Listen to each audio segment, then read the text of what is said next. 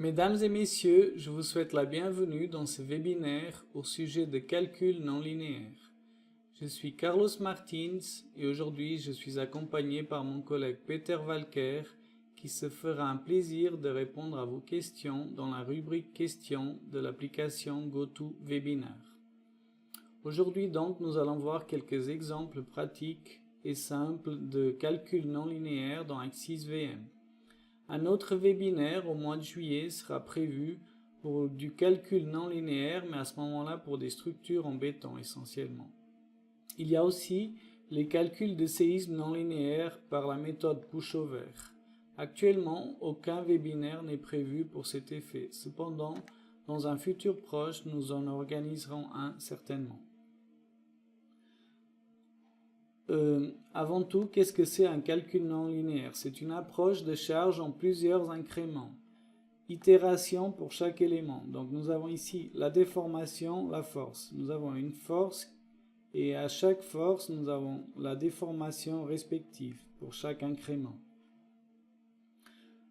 Ici, nous avons aussi tous les éléments que vous pouvez utiliser dans le calcul linéaire et non linéaire, bien sûr.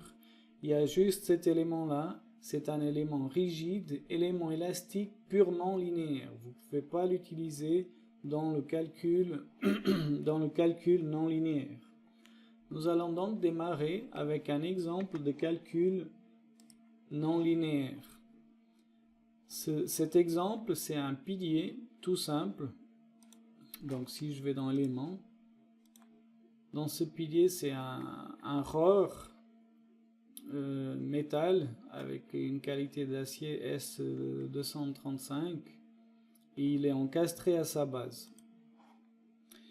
Comme charge, j'ai prévu une charge donc en Fx horizontale 5 kN et en Fz verticale 20 kN. Si nous allons dans statique, pour le calcul linéaire que j'ai déjà fait au préalable, nous avons un déplacement de 186 mm approximativement. Maintenant, pour la même structure, si nous décidons de faire un contrôle et un calcul non linéaire, en appuyant sur la fenêtre, je dois la déplacer ici, voilà. Donc ici dans les cas de charge, nous avons cette boîte dialogue. Dans les cas de charge, nous pouvons aussi avoir plusieurs cas de charge, bien sûr. Ici, dans ce cas, j'ai juste un cas de charge. Le contrôle de la solution, on peut le faire selon l'effort ou le déplacement. Vous pouvez aussi indiquer dans la boîte dialogue quel nœud vous voulez traquer. Ici, par exemple, moi j'ai choisi le nœud 1. Vous pouvez aussi indiquer la direction que vous voulez traquer. Dans ce cas-là, j'ai choisi la direction X.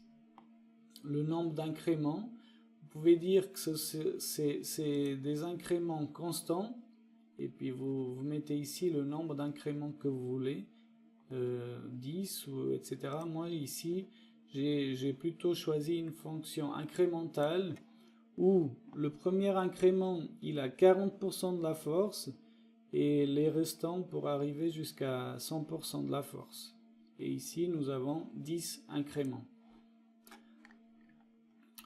Dans la non-linéarité, j'ai dit que j'ai coché non-linéarité géométrique incluse. Et puis, j'ai aussi coché mise en dépôt du dernier incrément seul. Après calcul non linéaire, que j'ai déjà effectué, mais je vais cette fois-ci, l'effectuer avec vous.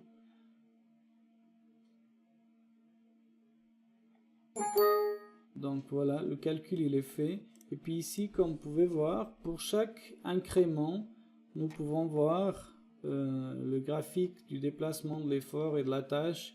Et nous voyons qu'à chaque fois, nous avons une convergence pour chaque incrément. Après le calcul, donc, non linéaire, nous avons ici 431 mm de déplacement en EX. Si nous faisons si nous fractionnons verticalement l'écran, nous pouvons ici voir, ici je vais mettre de ce côté l'analyse linéaire, et dans l'analyse linéaire, vous pouvez voir, nous avions 286 mm, plus ou moins, approximativement. Et puis ici, dans l'analyse non linéaire, nous avons 431 mm pour la même charge.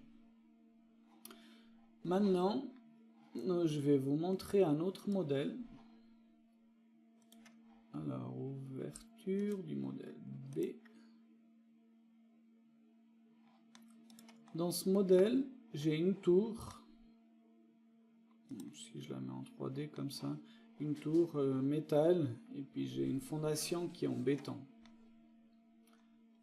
Maintenant, je passe de nouveau là comme ça.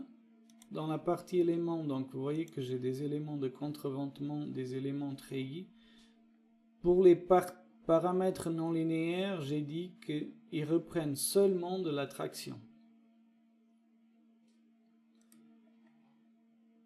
Les charges. Pour les charges, j'ai des charges verticales qui peuvent être, par exemple, une charge utile à chaque niveau. Et puis une charge horizontale qui peut être aussi une charge de vent. J'ai encore quelque chose à vous montrer dans éléments. Dans éléments, si on va dans les paramètres des appuis, dans l'appui surfacique, et puis ici, donc vous voyez ici, vous pouvez aussi changer dans les paramètres non linéaires. Vous pouvez dire que c'est actif à la fois en traction et en compression, actif seulement en compression, et actif en traction seul. Par exemple, si je coche dessus, vous voyez ici, ça a changé. En compression seule, c'est venu de ce côté, puis des deux côtés, dans ce cas-là, moi je vais laisser comme j'avais défini. Les charges, on a vu. Maintenant, dans le calcul statique, si on va faire une analyse des efforts internes appui surfacique, alors voilà, je vais mettre en perspective. Ici je vais dire que je veux voir, ça c'est bon. Puis ici je veux voir en isosurface 3D. Donc pour une charge verticale, qu'est-ce que j'ai? J'ai de la compression. Si j'applique la charge horizontale dans le calcul non linéaire, vous vous rappelez, la charge elle est là. Ici, j'aurai de la compression et ici, dans cette zone, de la traction. Dans la combinaison des deux charges, une fois la charge verticale, une fois la charge horizontale, j'ai quand même encore de la compression partout. Si je fais une combinaison de charges où j'ai 0,3% de la charge verticale et une fois la charge horizontale, qu'est-ce que j'ai? Ici, à ce moment-là, j'ai de la traction ici, pardon, et ici de la compression.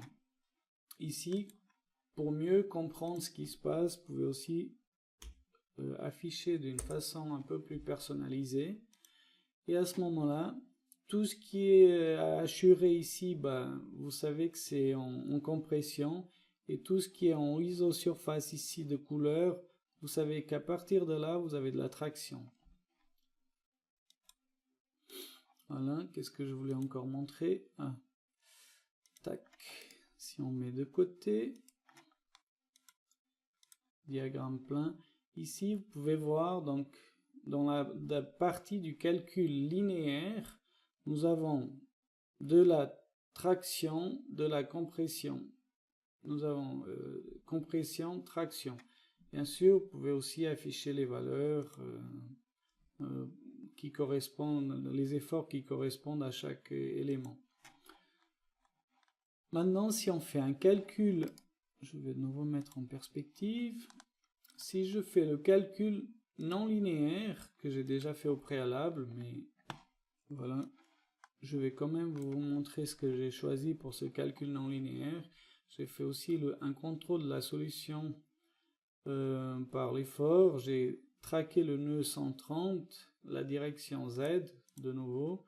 Ici, de nouveau, j'aurais pu mettre constant ou une fonction incrémentale où je définis le pourcentage de force, par exemple, pour mon premier incrément, j'ai dit 40% de nouveau. Ici, le maximum d'itération.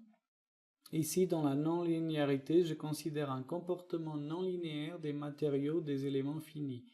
Et puis ici, j'ai mis en dépôt le dernier incrément seul. Alors, qu'est-ce qui se passe dès que nous avons fait cela? Vous vous rappelez que ici, dans l'élément, j'avais dit que c'était des éléments attrayés. Pour les paramètres non linéaires, je voudrais juste l'attraction. Maintenant, si j'affiche de côté et je mets maintenant statique, qu'est-ce qui se passe? Eh bien, j'ai juste l'attraction. Ici, bon, j'ai 0.01 de compression. Parce que dans les paramètres de tolérance, vous pouvez définir et puis vous aurez 0. Donc, ça veut dire que ces éléments-là, dans le calcul non linéaire, ils reprennent juste de la traction. Maintenant, si on va analyser, alors je mets de nouveau en perspective, si on va analyser les contraintes, les efforts internes des appuis surfaciques, maintenant je vais mettre ici isosurface 3D, eh bien, qu'est-ce qui se passe ici? Ici, nous avons de la compression et ici, nous n'avons plus de traction dans notre fondation. Ça, j'ai montré, donc c'est bon. Maintenant, qu'est-ce que je voulais encore vous montrer? Ah, voilà. Si par exemple, dans les éléments béton, vous voulez par exemple mettre une rotule dans cet élément, ce qui est tout à fait possible,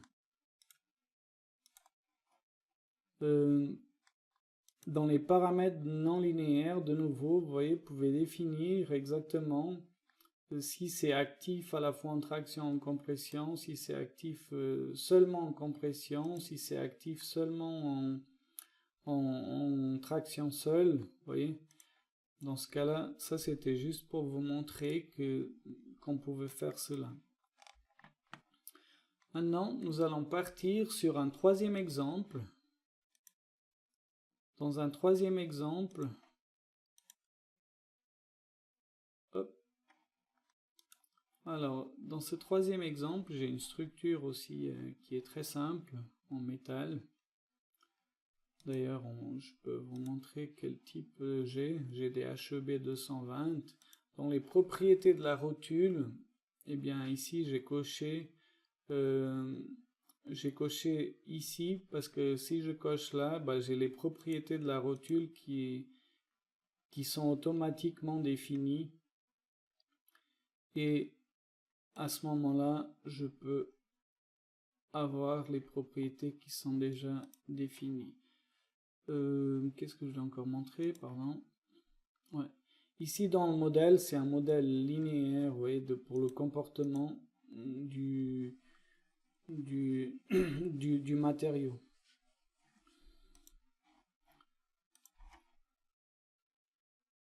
Dans les charges, donc, ici, nous avons une charge verticale pour chaque niveau, et puis nous avons aussi une charge horizontale de 150 kN dans la direction X. Si on va dans calcul statique, que j'ai déjà calculé au préalable aussi, en calcul non linéaire, pardon. Maintenant, je vais vous montrer juste ici comment on a fait. Bon, j'ai pris le cas de charge ST1, le contrôle de la solution selon l'effort. Ici, par contre, j'ai pas mis de nœud à traquer, j'ai mis des incréments constants. Et puis j'ai mis un nombre d'incréments 50, et puis le nombre d'itérations, j'ai mis 500. Dans la non-linéarité, je considère un comportement non linéaire des matériaux et des éléments finis. Alors, une autre fonction intéressante, j'ai oublié de vous en parler, dans les raccourcis clavier, ici vous pouvez définir cas de charge précédent, cas de charge suivant. Vous voyez, ça c'est intéressant. Quand on a tous ces incréments-là, pour voir exactement l'évolution dans chaque incrément. Ici, en appuyant sur le bouton, nous allons voir ce qui va se passer et quelle sera la première rotule qui va, dans ce cas-là, plastifier. Alors, on avance. Ici, vous voyez, nous avons une première rotule qui se plastifie ici. Là, nous avons une deuxième rotule qui se plastifie. Troisième ici. Et là, quatrième, nous avons des deux côtés. Pourquoi? Parce qu'ici, nous avons logiquement exactement le même effort des deux côtés. Comme vous pouvez le constater ici.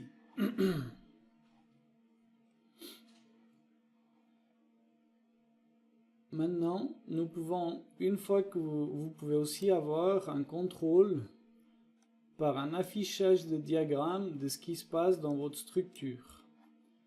Pour ce faire, nous pouvons aller dans les paramètres de diagramme.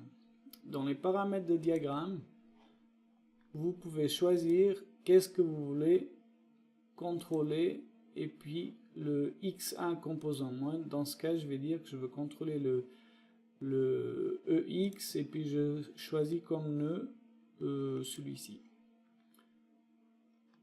Et puis dans la partie des efforts, je vais choisir comme élément, je vais choisir ici. Par contre avec Tab je préfère celle-là, tac, et je fais valider. Voilà, qu'est-ce qui se passe ici? Nous avons ici c'est le nombre de le nombre d'incréments, vous voyez. Là on arrive avec ça, on arrive déjà au sommet, à la charge maximale à accepter. Ici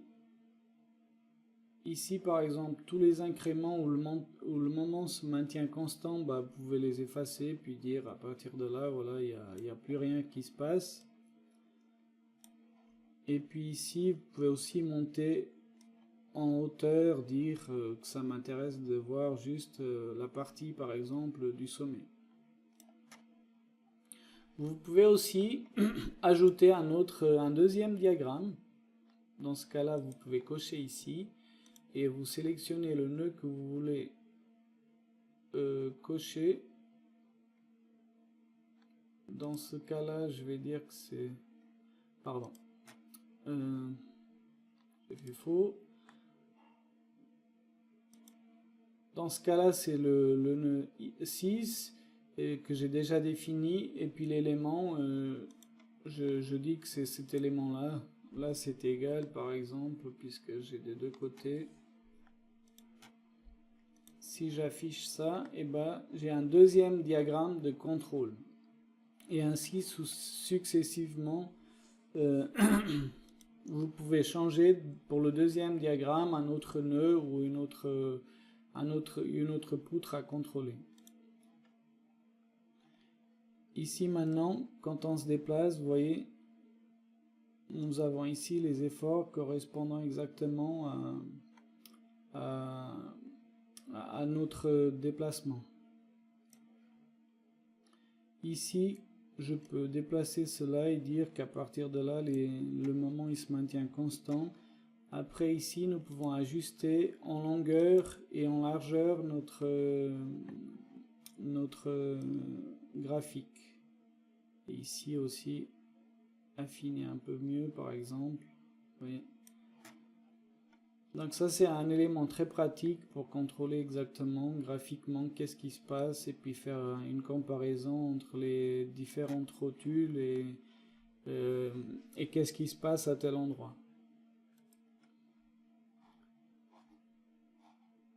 Si nous voulons maintenant contrôler ici les contraintes de la poutre, là de nouveau nous pouvons voir ce qui se passe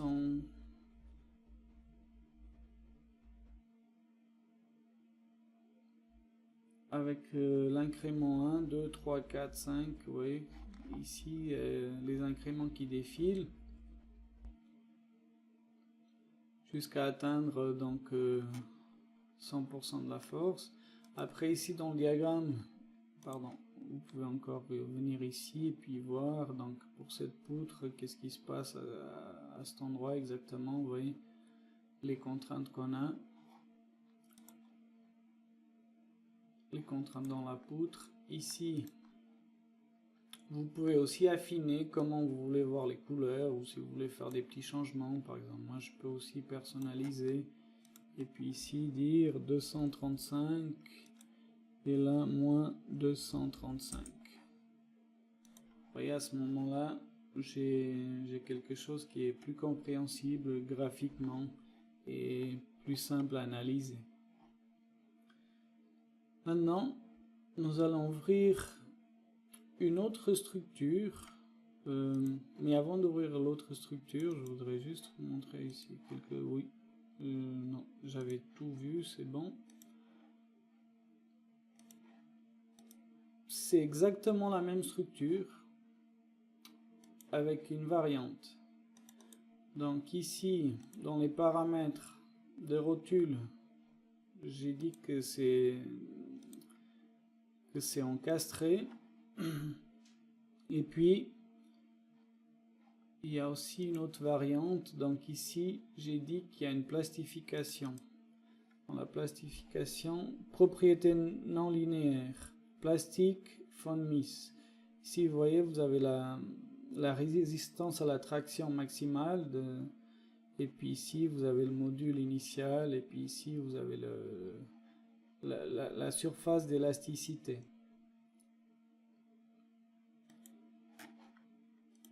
Si on regarde maintenant les efforts, exactement comme avant, mais avec ce matériau qui a une résistance maximale, et à ce moment-là, à partir de 235, vous arrivez au sommet du plateau de chaque côté, puis donc le graphique il est légèrement différent. Si vous venez maintenant sur moment, effort interne, la poutre, MY, là vous voyez qu'ici on arrive ici dans la partie critique. C'est plus là, mais c'est ici la partie critique. Et puis là, vous pouvez de nouveau analyser pour chaque incrément qu'est-ce qui se passe exactement et comment. Bien sûr, comme toujours, vous pouvez ici venir et afficher les lignes. Et à ce moment-là, vous voyez, vous avez le moment qui change selon l'incrément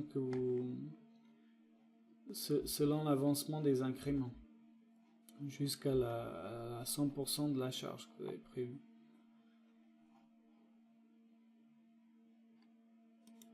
Maintenant, nous allons analyser un autre exemple, un dernier exemple pour aujourd'hui.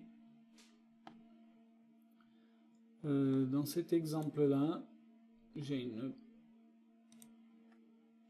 une structure, donc vous voyez, c'est une structure en T,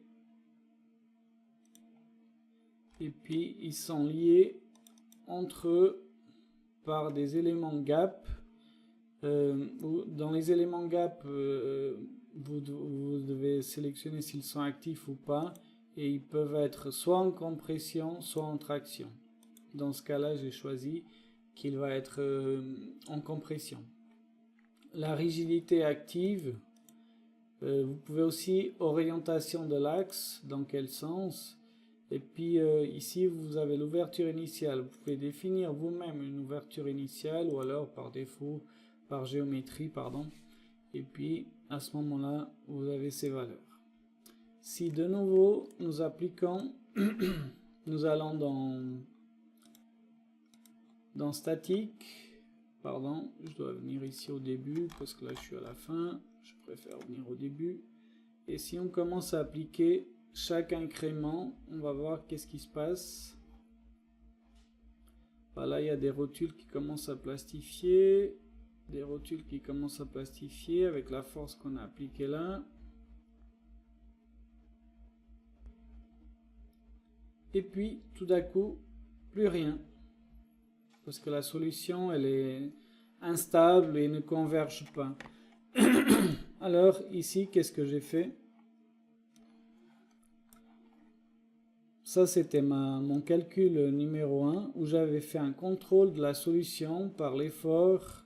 J'avais traqué le nœud numéro 2, qui était celui-là, direction X, etc. Donc la solution, elle ne converge pas. Il y a un problème. Dans la non-linéarité, j'ai considéré un comportement non linéaire des matériaux et des éléments finis. Donc la solution, notre structure, elle est instable et puis les efforts, ils n'arrivent pas à venir jusqu'à la fin de la structure.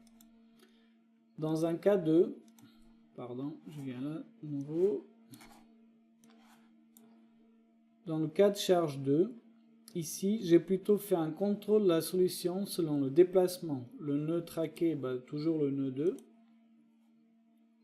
Tac, tac, tac, voilà. Direction X, et puis ici, comme déplacement maximal, j'ai mis 10 000 mm. Vous auriez pu mettre un peu plus, un peu moins. C'est à faire des essais. Puis dans les incréments, j'ai mis un incrément constant, et puis j'ai mis le nombre. Dans ce cas-là, j'ai mis 100. Et puis dans cette partie, là, c'est exactement la même chose. Et puis ici, vous voyez, avant, j'avais mis aussi 50 incréments. Et puis j'avais fait par contre un contrôle de la solution par l'effort. Maintenant, je fais par le déplacement. Dans la deuxième partie, donc le ST2, que j'ai fait un contrôle par le déplacement, on va voir qu'est-ce qui se passe. On applique les incréments. Voilà les rotules qui plastifient. Tac, tac, tac, tac.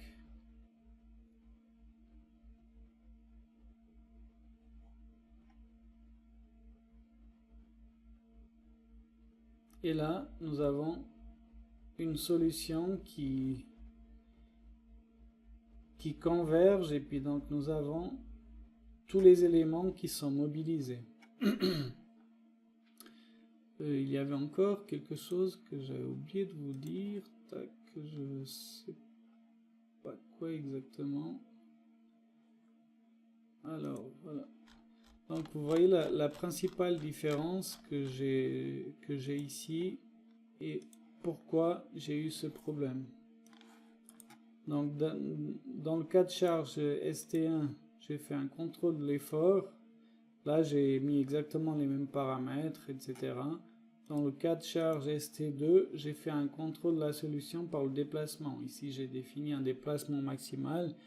Et puis à ce moment-là, notre structure, tous les éléments ont été mobilisés.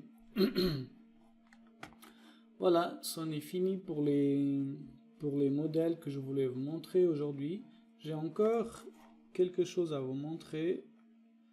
Tout d'abord, tac tac, alors j'appuie là. Si on vient là, il se peut que des fois, voilà, on arrive, on a mis un calcul avec des incréments constants, et puis la solution, elle ne converge pas. Alors, qu'est-ce qu'il faut faire à ce moment-là? Il faut trouver, il faut raffiner, faire un raffinement, pardon, du premier incrément non convergent. Là, c'était le premier non convergent, donc on va le raffiner et adapter notre graphique pour qu'on trouve une solution qui converge. Si par hasard vous continuez, puis il y a un autre problème de non-convergence qui surgit, nous avons de nouveau un recalcul avec une fonction, avec la fonction incrément adaptée, et ainsi de suite pour arriver à une solution qui converge. Quand vous arrivez là, ça veut dire que vous êtes arrivé à une solution qui converge. Voilà, pour aujourd'hui c'est tout. Donc comme d'habitude, vous pouvez aller sur vous abonner sur notre page Ingware de YouTube. Vous pouvez évaluer, vous abonner, et puis aussi comme ça vous recevez les notifications chaque fois qu'il y a des vidéos qui sont mises en ligne sur YouTube. Normalement, elles sont mises le jour même ou le jour après qu'on ait fait le webinaire online. J'aimerais encore vous parler du prochain webinaire. Donc, prochain webinaire, nous allons parler du dimensionnement des poutres en bois. Il sera le 25 juin de 2019 à 14h15. Il y a aussi, comme je vous avais parlé au mois de juillet, la date elle est encore incertaine. J'ai pas voulu mettre de date parce qu'il y aura les vacances, etc. C'est encore à définir. Pour ma part, j'aimerais vous remercier beaucoup d'avoir été présent dans ce webinaire et j'espère avoir contribué à améliorer vos connaissances et avoir pu vous aider à connaître un peu mieux Axis VM. Je vous souhaite un bel après-midi et tout de bon. Merci beaucoup de nous avoir suivis et à un prochain webinaire.